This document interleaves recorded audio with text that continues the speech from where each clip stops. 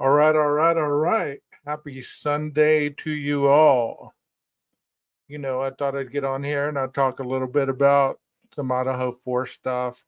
There's a new mugshot out. New mugshot. Instead of a bus ride to Boise, Brian got a plane trip to Boise. Interesting how, different people get different treatment. And I don't say that to throw shade, but think about that. Do people really still travel on bluebirds anymore? Here in Texas, they call them the gray goose. Do they really travel on those things anymore? Most of them take the Con Air route. It's interesting to hear a lot about these things. And let's take a look at his new mugshot. There he is. There's your boy, Brian Christopher Koberger. So, like I said in the title, new mugshot, same old narrative. I've gotten with some friends that are law enforcement or, you know, past guards or jailers. And I'm only going to speak how they do it here in Texas because I can't speak how they do it anywhere else. And as you know, I've never been incarcerated, but I have worked in a prison before. But I've never worked in a jail, so I can't very well opine on things that I don't know.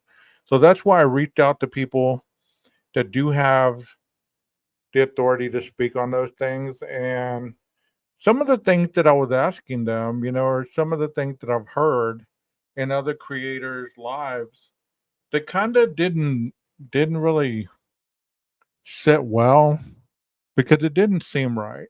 You know, one of the things that I asked as far as the jail stuff was, do you really do the 23 and 1?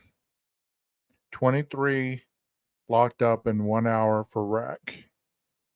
And from the people that I've interviewed, and hopefully they will be on panel later on in the week, these people do have jobs and they're unable to just drop everything when I ask them, so hopefully they'll be up on panel and you can take it as you want. You can call it credible or you can call it not credible. It's up to you, whichever you decide. I've never lied to you before, so why start, But I know how big people are on receipts, and, I'm still going to speak on it, whether you believe it or not. There are plenty of people that don't get questioned about their stuff. They don't have to show receipts, so, I'm going along with the same kind of narrative. Anyways, I asked them about the 23 and 1, and I was told that that is mostly for prison inmates, that when you're in jail, everybody is in the same population. There's no segregation due to your charges or anything like that. You're treated the same as any other inmate because you haven't been tried, you haven't been convicted. So therefore, you're equal just like everybody else. You get the same food. Most jails have gone to tablets. And if you can't afford a tablet, obviously you do it the old school way, paper, pen, or paper and pencil, snail mail, if you will. Also, there's no such thing as a segregated side to the jail. You're not going to be put in solitary or anything like that. Even if you act out, there's no special circumstances for anyone, especially if they are, I mean, unless they have medical stuff that causes them to not be able to be around the general pop, such as infectious diseases, or maybe they have, some things that they don't want the rest of the inmate to catch, then they might put them in a segregated cell where they keep them from, passing along these things. But as far as for the charges, nah, everybody is treated the same because You haven't been convicted, so therefore, you're just like every other inmate off the street. And even though this is a holdover, they still treat people the same way, I've been told. People come from prisons hold that are being held to go to court or anything like that on new charges or past charges, and they're coming from prison to be held over until they get to their trial, and they're dressed out just like everybody else. They're fingerprinted, photoed, and they go into general population. There's no such thing as special cells for anybody coming in for a holdover. So I would think that this would be the same unless Idaho is more lenient or more cautious, whichever the narrative might be. But I would believe that there are no hard checks in jail.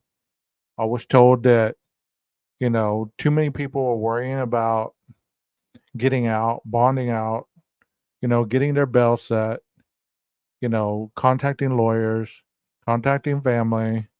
If they're indigent, they are worried about, whether that somebody can put money on their books or not. There's video visits. There's no contact visits whatsoever. So there's video visits. And a video visit is kind of like what it says. There's a video screen. You don't see the person across from a mirror or window. They can't see you. The only way they see you is through a little screen that has a little camera. And that's how they visit. You pick up a phone and you talk to the individual probably for 5 to 10 minutes. And it's only during visitation time. You know, there's no special visits. Um, let's see, what else? You wear what everybody else wears. If they shave your head when you get there, every other inmate, then you're gonna have your head shaved too. You're no special than anybody else. Um, let's see, as far as phone calls, if you have money on your books or like they have in the county jails, they have the ability for people to put money on your account, and it usually can't be above a certain amount, and use this money to get either commissary or to have your phone privileges. You cannot have round the clock phone privileges. There's usually, times when you can be on the phone. You can be in the common area, you can watch TV, you can shower. There's really not a lot of jobs that you could have in county. Some people get the trustee status where you could, go around and clean, you can go around and, help out around the jail, but there's not really a lot to do. And that's why being in the county jail is so difficult for a lot of inmates. Once they do get sentenced and they go to prison, that's whenever the special job assignments, the heart checks, all these glamorized things that are presented, that's when all this happens.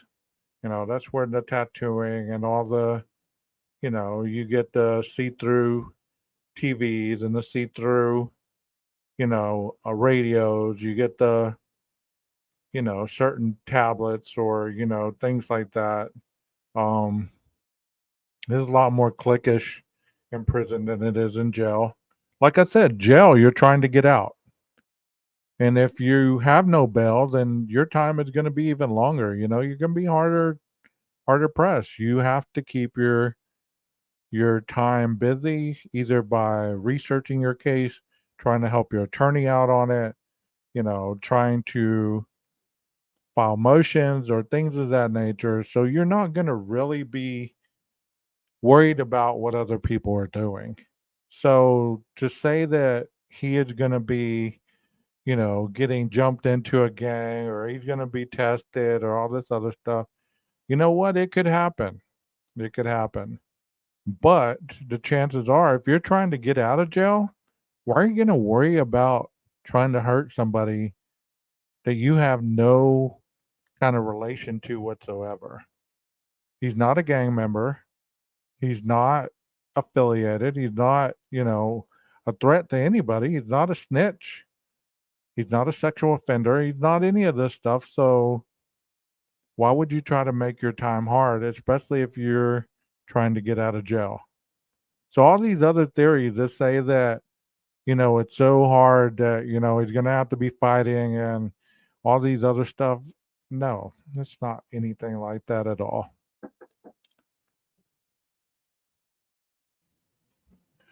Like I was saying, being in jail is not as hardcore as being in prison.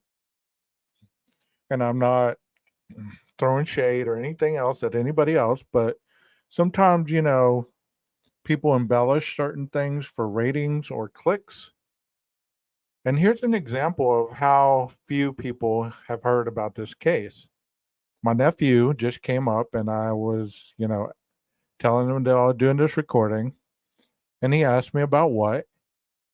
And he's a criminal justice major himself. So get this. I told him about Brian Koberger, and he said, "Who's that?" So to say that this case is as huge amongst the crowds or the masses of people is deeply embellished.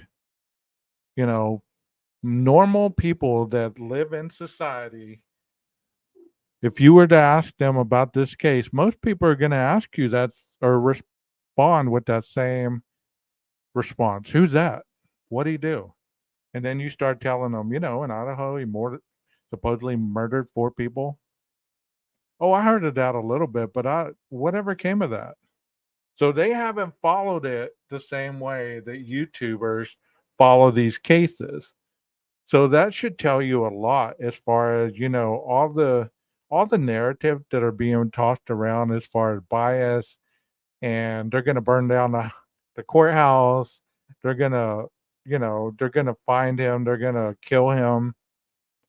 It's not as embellished as you would believe. Only on these streets do people want you to believe that this is on the mind of every American in the country and in the world, and that's all people talk about. No, that's all we talk about is this case. So I wanted to just give you a little bit of highlight and get on here for a couple minutes and give my thought and perspective on this. As well, everything that I say is my opinion. And if you don't like it, get a bigger shovel because I can dig it. Can you dig it? If you can't dig it, get a bigger shovel.